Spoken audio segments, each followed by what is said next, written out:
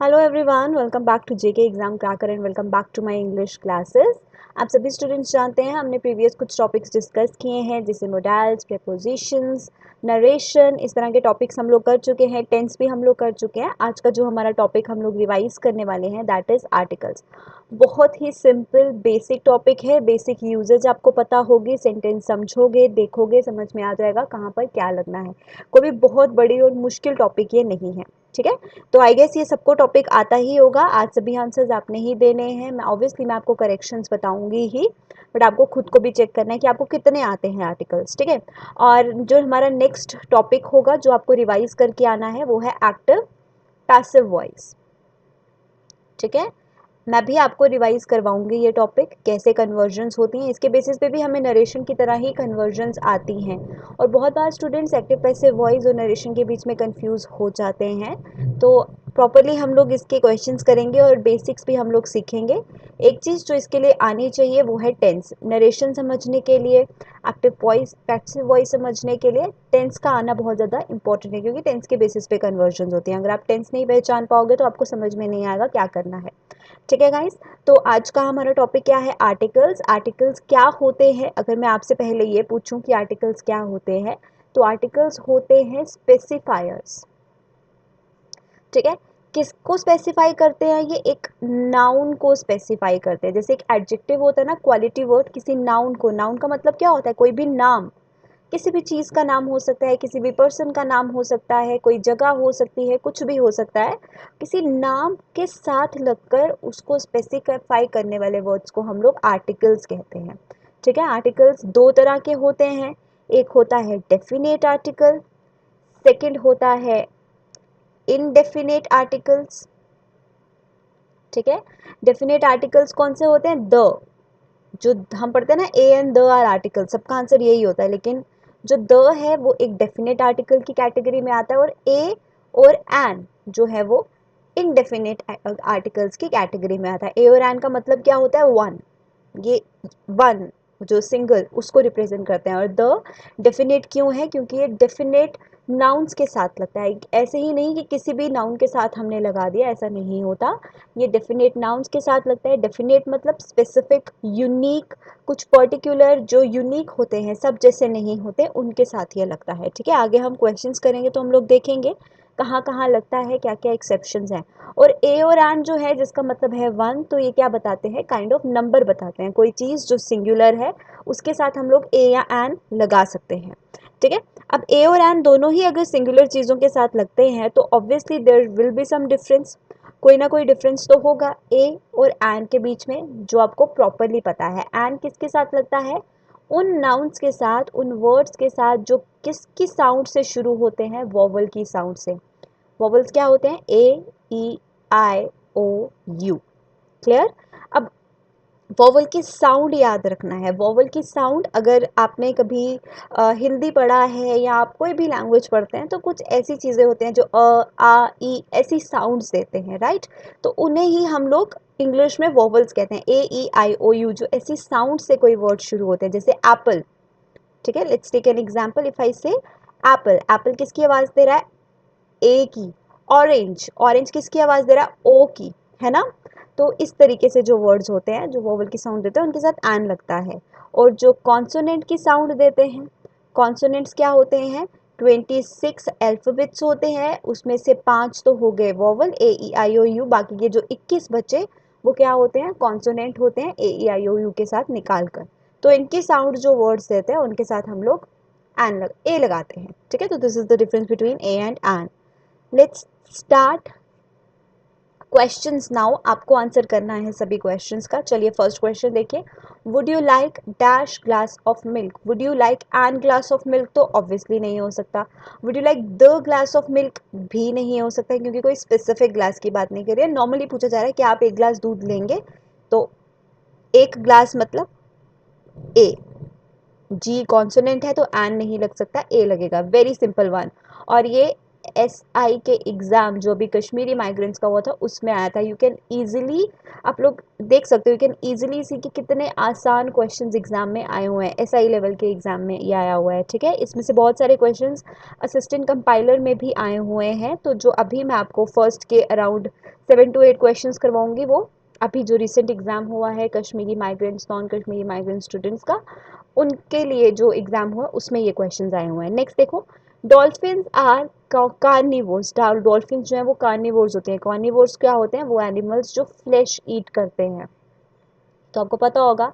अब देखो बोला गया सभी डॉल्फिन्स ऐसी होती हैं, तो मतलब कोई पर्टिकुलर तो है नहीं। एन भी नहीं लग सकता क्योंकि डी है, ए भी हम लोग नहीं लगा सकते क्योंकि प्लूरल वर्ड है। तो क्या होगा? No articles is the correct answer, option D.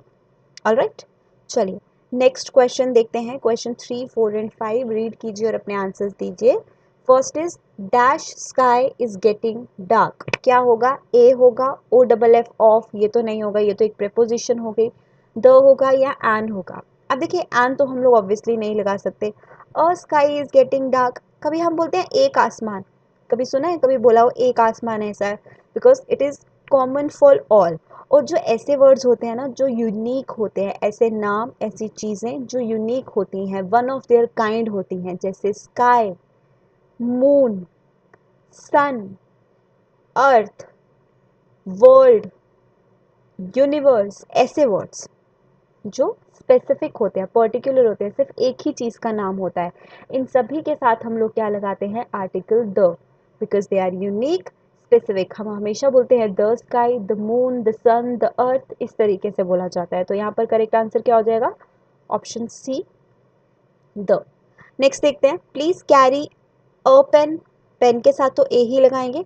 You will be required to take notes during the meeting. You will be required to take the notes, option ही नहीं है। You will be required to take, देखिए यहाँ पता है हमें ए लगेगा, तो ऑब्वियसली यही एक आंसर हमारे पास बचता है, ठीक है।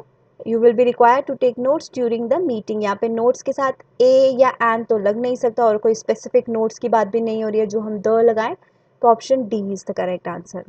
नेक्स्ट देखिए, dash plants take in carbon dioxide. And plant, an और ए तो नहीं हो सकता, ये तो ऑब्वियस है क्योंकि प्लांट्स जो है वो एक प्लूरल वर्ड है। प्लूरल के साथ ए और एन तो लगा नहीं सकते क्योंकि ये सिंगुलर के साथ लगते हैं, इनका मतलब होता है एक, है ना। तो अब प्लांट्स के साथ द भी नहीं लगा सकते यहाँ पे क्योंकि यहाँ किसी ऐसी एक्टिविटी की बात हो रही है जो सभी प्लांट्स करते हैं, है ना। तो एक कॉमन और जनरल स्टेटमेंट दिया है, तो वहाँ पे हमें द लगाने की ज़रूरत नहीं है। तो यहाँ पर आंसर क्या होगा आपका? ऑप्शन बी, नो आर्टिकल, ठीक है। Option B, no article is the correct answer for question number 5। Let's take question number 6, 7 and 8। चलिए देखिए, 6 question number, he was such dash honest gentleman. अब यहाँ पर वर्ड क्या दिया? ऑनेस्ट। अब ये जो ऑनेस्ट वर्ड होता है, ठीक है, ऑनर वर्ड होता है, ये जो इस तरह के वर्ड्स होते हैं, अब ये स्टार्ट किससे हो रहे हैं स्टूडेंट्स? एच से। लेकिन जब हम इनको प्रोनाउंस करते हैं तो ये साउंड किसकी देते हैं? ओ की। ओ की साउंड देते हैं, तो ओ क्या है? वॉवल। तो जो वॉवल की साउंड देता है प्रोनाउंसिएशन के टाइम, उसके साथ हम लोग क्या लगाते हैं? एन। तो क्या आ जाएगा? An honest gentleman, option D correct. Question 7 देखिए, स्काई इज गेटिंग डार्क, ये हमने अभी किया। स्काई के साथ क्या लगाते हैं? The sky is getting dark. Next, she is dash honorary secretary of the club. Honorary किससे निकला है? ऑनर से, तो यहाँ पर भी क्या लगेगा? एन लगेगा। चलिए आगे बढ़ते हैं। Question number 9, 10, 11 and 12। चलिए देखिए, मैं आपको कुछ सेकंड्स दे रही हूँ, I give you some seconds. आप लोग ये चारों क्वेश्चंस का आंसर देखिए, उसके बाद मैं आपके साथ ये डिस्कस करूंगी। Question number 9, 10, 11 and 12।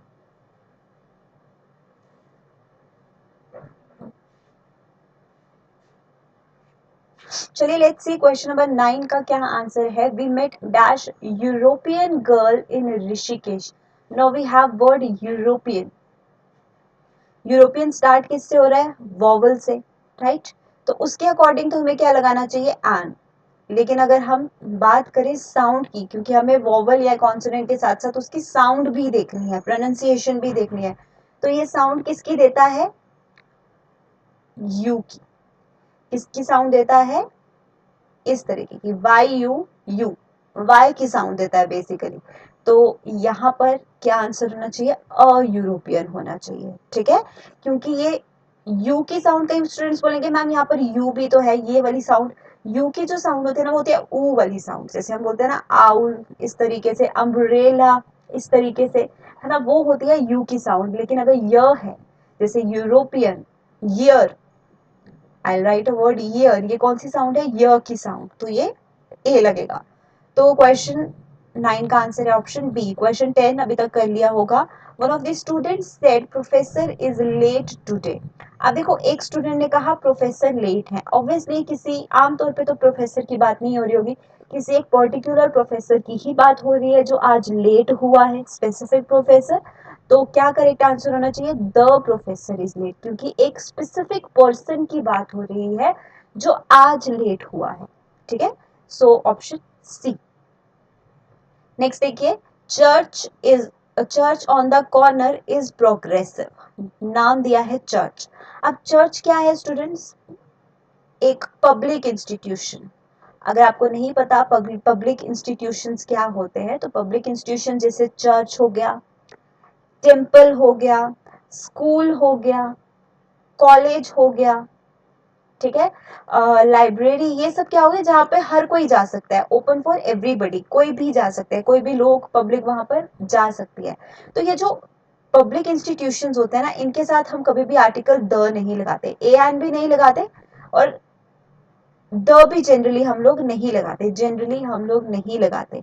लेकिन यहाँ पर किस चर्च की बात हो रही है, जो कॉर्नर में है, एक पर्टिकुलर चर्च की बात हो रही है जो कॉर्नर में है और बोला जा रहा है वो प्रोग्रेसिव है। तो जब चर्च ऑन द कॉर्नर, मतलब उस चर्च की बात हो रही है जो कॉर्नर में है, तो क्या होगा, द चर्च। अदरवाइज आप चर्च के लिए द नहीं लगाते हैं, ठीक है। So option C is the correct answer. Okay, next one, आप इनके साथ ये ए एंड भी लगा सकते हो, जैसे मैं बोलूँ आई सॉ अ चर्च, जैसे मैं कुछ ऐसा लिख दूँ, I saw a church on my way to home, मैं कुछ ऐसा भी लिख सकती हूँ ना, आई सॉ अ चर्च, तो मतलब कोई भी आम चीज, मतलब कॉमन हो गया ये सब के लिए, तो उस वक्त मैं ए या एंड भी लगा सकती हूँ। तो लेकिन यहाँ पर देखा जाए तो ऑन द कॉर्नर बोला गया है, तो this is the correct answer. Next question देखते हैं अभी हम लोग। मिस लिन स्पीक्स डैश चाइनीज, यहाँ पर एक लैंग्वेज की बात हो रही है, ये जो पॉइंट्स मैं आपको बता रही हूँ ना, ये इंपॉर्टेंट है, ये नोट करना। लैंग्वेज की बात हो रही है, जब हम किसी भी लैंग्वेज के बारे में बात करें, it can be any language in the world, English, Hindi, Chinese, Japanese, Urdu, कोई भी लैंग्वेज हो, ठीक है, जो नेशनल लैंग्वेज हो कोई भी, उसके साथ क्या लगाया जाता है, लैंग्वेज के साथ आर्टिकल द लगाया जाता है, ठीक है। तो क्या आ जाएगा, the Chinese, he speaks the English, he speaks the Chinese, he speaks the Japanese, कुछ ऐसा बोला जाता है। Next question 13, 14 and 15, my daughter is learning to play dash violin at her school। चलिए देखिए क्वेश्चन 13 का आंसर, देखते हैं पहले आप लोगों का क्या आंसर होगा। अब मुझे क्या लगता है कि आप में से बहुत सारे स्टूडेंट्स ने ऑप्शन चूज किया होगा ए, बहुत सारे स्टूडेंट्स का ऑप्शन ए हो सकता है, लेकिन मैं पहले बता दूं ये ऑप्शन गलत है, एंड भी गलत है, और आर्टिकल भी यहाँ पर लगेगा। यहाँ पर कौन सा यूज होगा, द। क्यों लगेगा, अब रीजन सुन लो। जब हम बात करते हैं म्यूजिकल इंस्ट्रूमेंट्स की, अब वो म्यूजिकल इंस्ट्रूमेंट कोई भी हो सकता है, it can be violin, it can be guitar, it can be piano, it can be tabla, कोई भी म्यूजिकल इंस्ट्रूमेंट हो सकता है, उसके साथ हमेशा क्या लगेगा, आर्टिकल द। ये पॉइंट आपको याद रखना है, कोई भी म्यूजिकल इंस्ट्रूमेंट होगा, जैसे यहाँ पर एग्जाम्पल किसका दिया, वायलिन का, उसके साथ क्या लगता है, आर्टिकल द लगता है।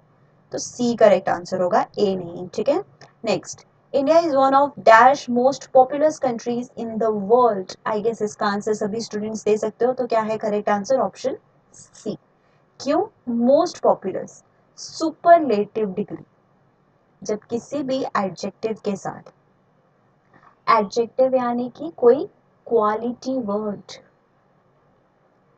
क्वालिटी वर्ड, जैसे गुड है, गुड का सुपरलेटिव क्या होता है, बेस्ट होता है, ठीक है। ऑनेस्ट है, इक्वालिटी वर्ड है, इसका क्या हो जाता है, मोस्ट ऑनेस्ट हो जाता है। टॉल है, टॉल का क्या हो जाता है, टॉलेस्ट हो जाता है। स्मार्ट है, स्मार्ट का क्या हो जाता है, सुपरलेटिव, स्मार्टेस्ट हो जाता है। पढ़ते थे ना हम लोग, smart, smarter, smartest, tall, taller, tallest, big, bigger, biggest. तो ये बिगेस्ट क्या होता है, सुपरलेटिव डिग्री, जिसके एंड में ईएसटी लगता है या तो फिर स्टार्टिंग में क्या लगता है, मोस्ट लगता है। तो ये क्या होते हैं, सुपरलेटिव्स होते हैं। तो इनके साथ हम आर्टिकल द लगाते हैं हमेशा। क्लियर।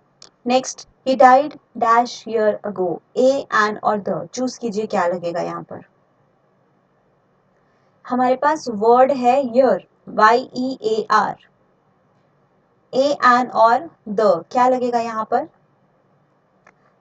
देखिए मैंने आपको पहले भी बताया, जैसे वर्ड है ईयर, अब कई बार हम इसे प्रोनाउंस करते हैं ई की साउंड से, है ना, हम ऐसे बोलते हैं ईयर, लेकिन इसकी प्रोनाउंसिएशन ईयर नहीं होती, इसकी प्रोनाउंसिएशन होती है ईयर। ईयर होता है ये जो कान की बात हम लोग करते हैं,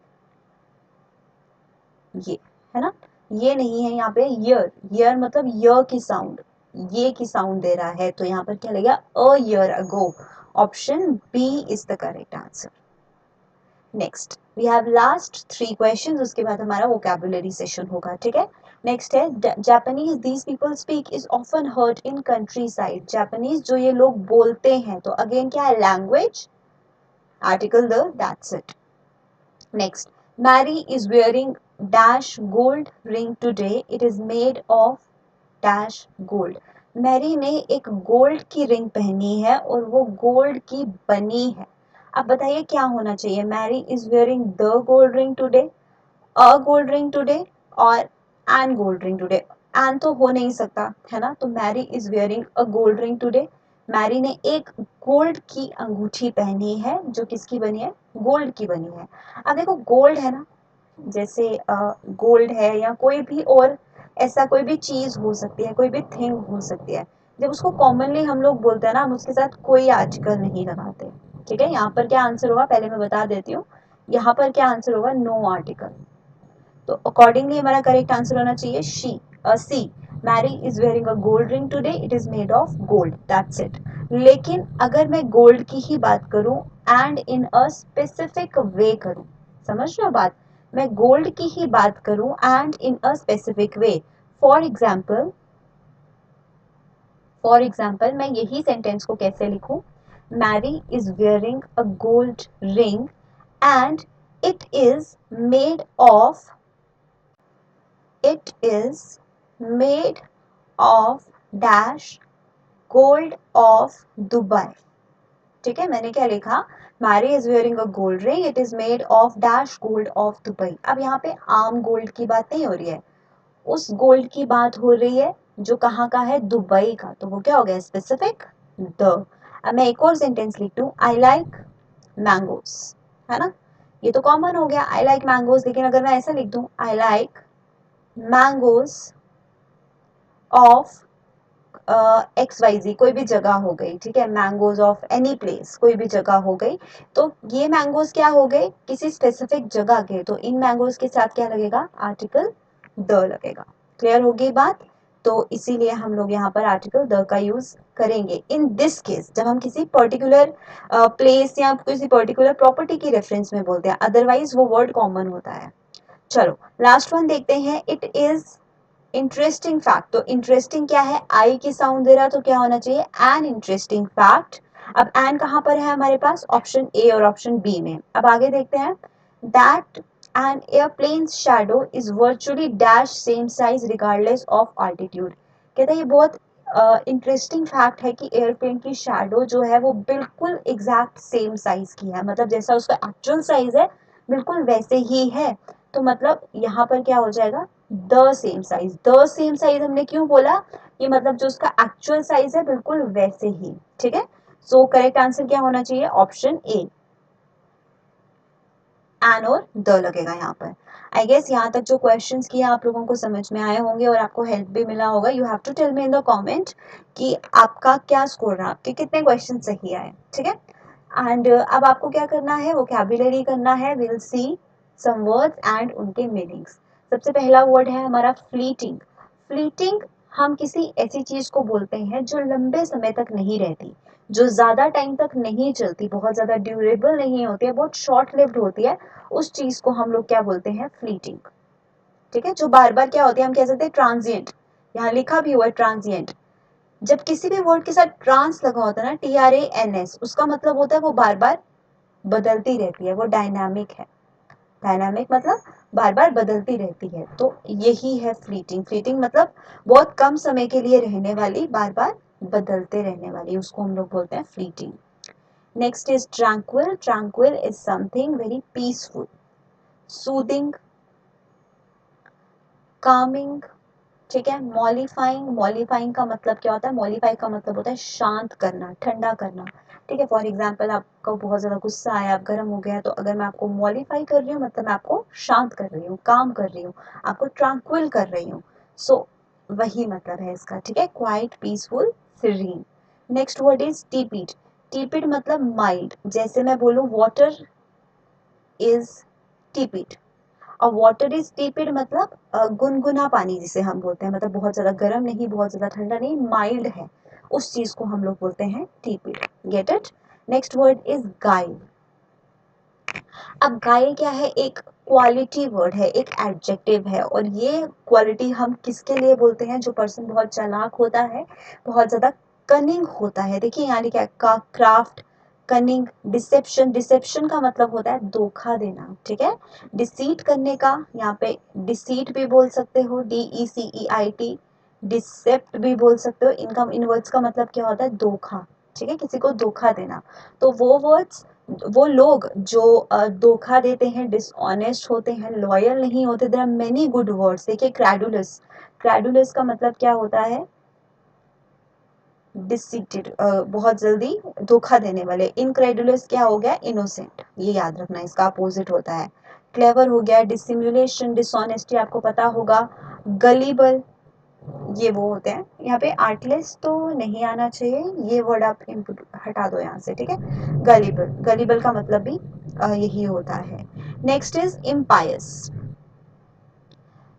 पायस वर्ड का मतलब क्या होता है, जिससे आप पूछते हैं। ठीक है, समथिंग प्योर, जिससे आप पूछते हैं, जिसकी आप बहुत ज्यादा रिस्पेक्ट करते हैं, प्योर, होली, सैक्रेड, ये होता है पायस का मतलब। और इम्पायस होता है इसका अपोजिट, मतलब कुछ ऐसा जो आपके लिए इम्प्योर है, अनहोली है, इरिलीजियस है, जिसकी आप बहुत ज्यादा रिस्पेक्ट नहीं करते, समथिंग डिसरिस्पेक्टफुल फॉर यू। ठीक है, सो उसे हम लोग बोलते हैं इम्पायस, अपोजिट ऑफ पायस।